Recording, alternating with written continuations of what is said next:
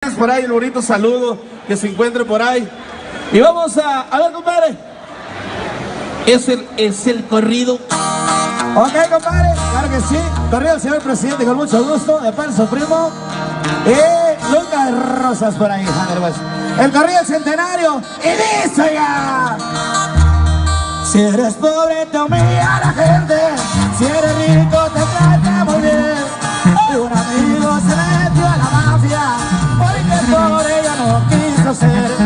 Ahora tiene dinero de sobra, por costales le pagan a él. ¡Ay, compadre, cómo estamos, viejo!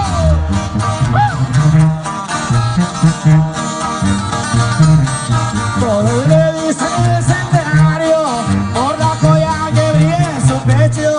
Ahora todos lo ven diferente, se acabaron todos sus desprecios.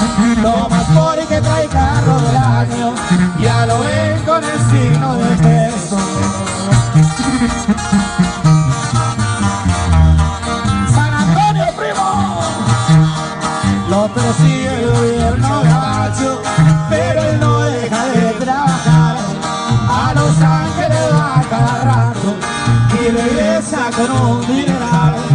El recibidor de ahí arriba y las cumple como de lugar. ¡Saludcita, señor! ¡Salud, gracias! ¡Saludcitas a los amigos que están por allá arriba!